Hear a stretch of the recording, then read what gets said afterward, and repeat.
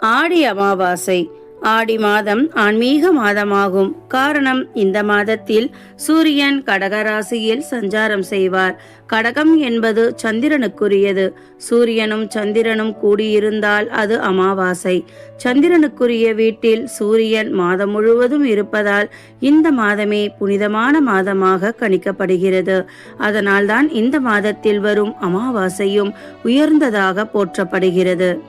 அமாவாசை என்பது முன்னோர்களை வழிபடுவதற்கு உரிய நாளாக சாஸ்திரம் கூறுகின்றது. ஆண்டின் அனைத்து மாதங்களிலும் அமாவாசை வந்தாலும் தை, புரட்டாசி, ஆடி ஆகிய மாதங்களில் அமாவாசைக்கு தனி சிறப்பு உண்டு. எல்லா அமாவாசைக்கும் விரதமிருந்து வழிபட முடியாதவர்கள் இந்த 3 அமாவாசைகளுக்கு விரதமிருந்து முன்னோர்களுக்கு தர்ப்பணம் கொடுத்தாலே மொத்த பலனும் கிடைக்குமாம். அதிலும் ஆடி மாதத்தில் வரும் அமாவாசையே மிக சிறப்பானதாக கருதப்படுகின்றது.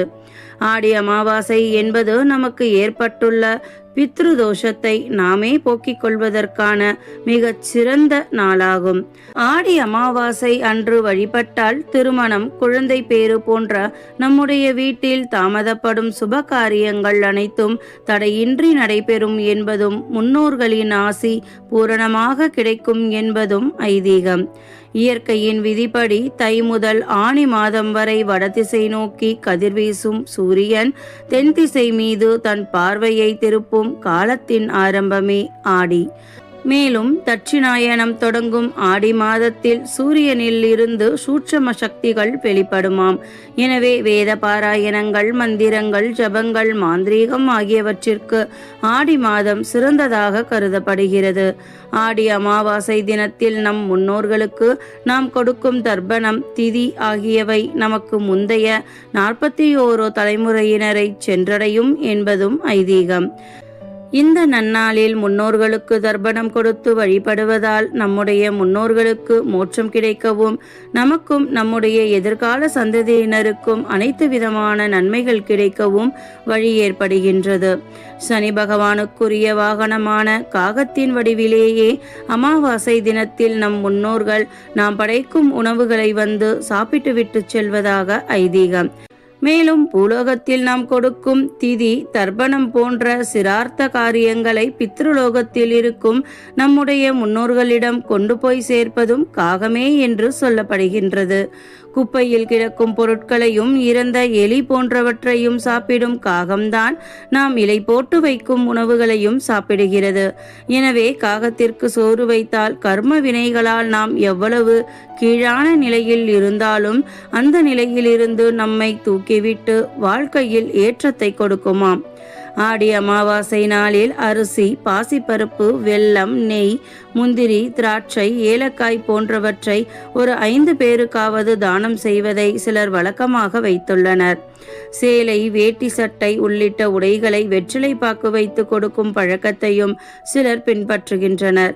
ஆனால் இவ்வாறெல்லாம் செய்ய முடியாதவர்கள் நம்மால் எத்தனை பேருக்கு முடியுமோ அத்தனை பேருக்கு அன்னதானம் செய்யலாம். அவ்வாறு செய்வதன் மூலம் வருடம் முழுவதும் வரும் அமாவாசையில் பித்ருக்களுக்கு தர்ப்பணம் கொடுக்க தவறினாலும், கொடுத்த தர்ப்பணத்தில் ஏதாவது குறை ஏற்பட்டிருந்தாலும் அதனால் ஏற்படும் பித்ருதோஷமானது நீங்கிவிடுமாம். அது மட்டுமின்றி நம் வாழ்க்கையில் உள்ள தோல்விகள், கஷ்டங்கள் அனைத்தும் நீங்கிவிடும். திருவையாறு ஐயாரப்பர் கோயில் அப்பர் சுவாமிகளுக்கு கைலை காட்சி அளித்ததாக நம்பப்படுகின்றது. எனவே ஆடி அமாவாசை அன்று அப்பர் கைலாய காட்சி விழா சிறப்பாக கொண்டாடப்படுகிறது. இந்த நாளில் திருவையாறு காவிரி ஆற்றில் புனித நீராடி முன்னோர்களுக்கு திதி, தர்ப்பணம் கொடுப்பது மிகவும் சிறப்பானதாக கருதப்படுகின்றது. நம் பாரத நாட்டில் 5 நதிகள் பாயும் பகுதியை பஞ்சாப் என்று அழைப்பது போன்று தமிழ்நாட்டில் ஒரே தலத்தை சுற்றி 5 நதிகள் ஓடுவதால் அத்தலம் திரு ஐயாறு, அதாவது திருவையாறு என்று அழைக்கப்படுகின்றது. காவிரி, கொள்ளிடம், குடமுருட்டியாறு, வெண்ணாறு, வெட்டாறு ஆகியவை இந்நதிகளாகும். இத்தலத்தில் சூரிய புஷ்கரணி, சந்திர புஷ்கரணி, கங்கை, பாலாறு, நந்தி தீர்த்தம் ஆகியவை சேர்ந்திருப்பதாக ஐதீகம். இதனை தென்கைலாயம் என்பர். இங்கு மிகவும் அழகான அப்பர் சுவாமிகளின் திருவுருவம் உள்ளது. இவ்விடத்தில்தான் ஆண்டுதோறும் அப்பர் பெருமான் கைலை காட்சி கண்டு கழித்த திருவிழா நடைபெறுகிறது. இத்திருவிழா ஆடி அமாவாசை அன்று நடைபெறும். அப்பருக்கு தரிசனம் தந்தருளிய மூர்த்தி இக்கோவிலில் விளங்குகிறார். அப்பர் கைலாய தரிசனம் கண்ட குளம் கோவிலுக்குள் வடமேற்கில் அமைந்துள்ளது. அப்பர் சுவாமிகள் தனது தளர்ந்த வயதிலும் திருக்கையிலை சென்று அங்கு இறைவனை கண்டே தீருவேன் என்று உறுதியுடன் வடதிசை நோக்கி சென்று கொண்டிருந்தார்.